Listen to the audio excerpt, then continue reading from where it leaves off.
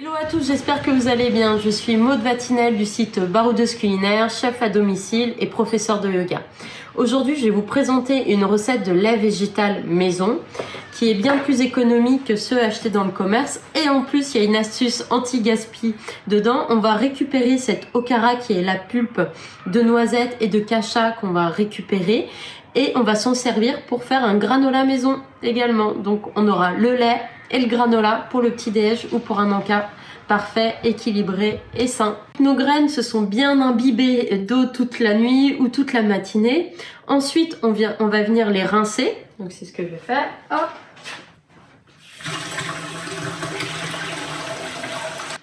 Voilà, elles sont rincées. Je vais préparer un petit peu d'eau et on va venir mixer. Donc là, il y a environ 150 g de noisettes et de kasha ensemble.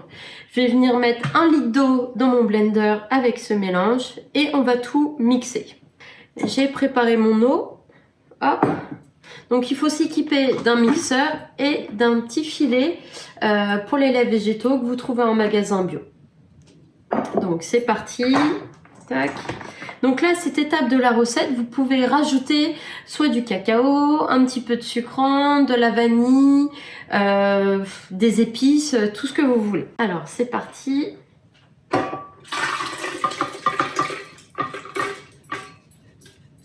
On met nos graines, hop, dedans. On rajoute notre eau. Moi, je vais rajouter un petit peu de miel pour le sucrer. Donc, un miel bio, bien sûr.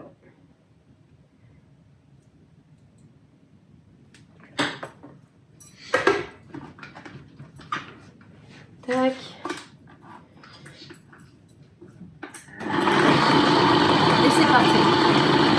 Là, je viens de finir de mixer. Quelques instants. On verse dans notre carafe avec le petit filtre qui est installé.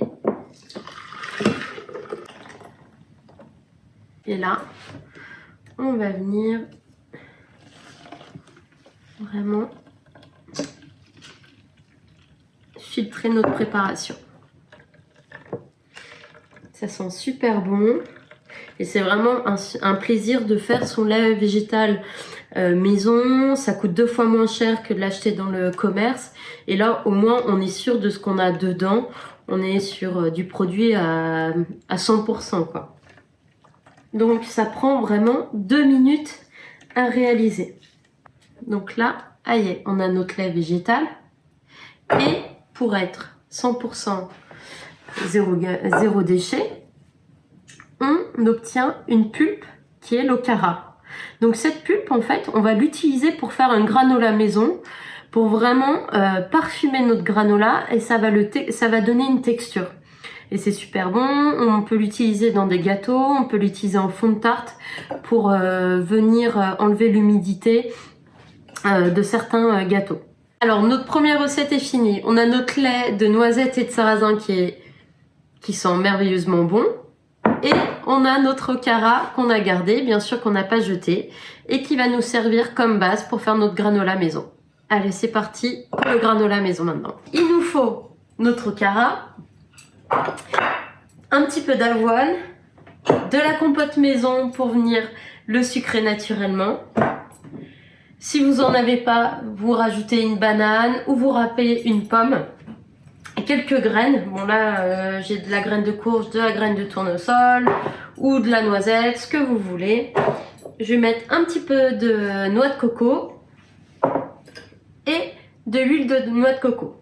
Donc rien de plus simple, on prend tous nos éléments, hop, donc on verse l'okara dans un saladier, hop.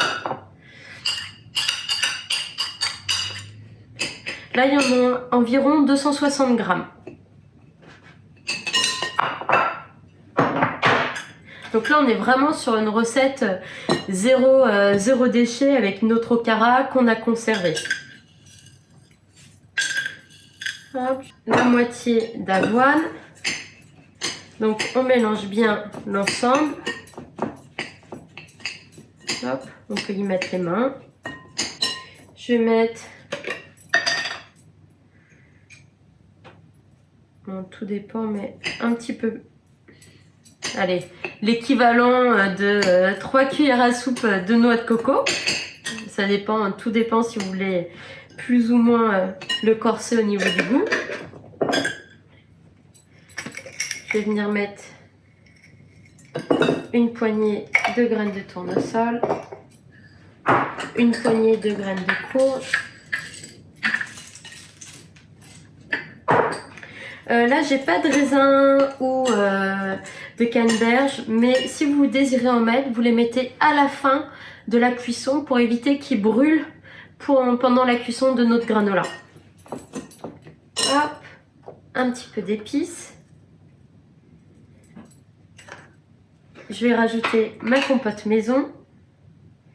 Donc ça, c'est vraiment de la compote qu'on a fait parce qu'on a la chance d'avoir des pommiers dans notre jardin. Et on l'a fait, qu'on a conservé en bocaux depuis septembre. Donc on mélange bien le tout.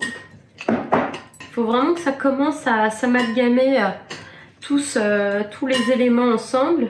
Et je vais rajouter mon huile de coco. Et voilà, c'est fini. Donc il y a plein de façons de faire des granolas. Si vous voulez rajouter encore plus de croustillant, vous mettez plus d'huile, vous rajoutez plus de sucre aussi. Mais là, on veut vraiment rester sur quelque chose de naturel et sans sucre rajouté également. Donc là, ça fait une bonne pâte. J'ai préparé une plaque de cuisson avec du papier sulfurisé. Je vais venir verser l'ensemble sur ma plaque et ça va partir au four à 180 degrés. Alors là, pour le granola, la cuisson peut être un petit peu délicate selon les fours.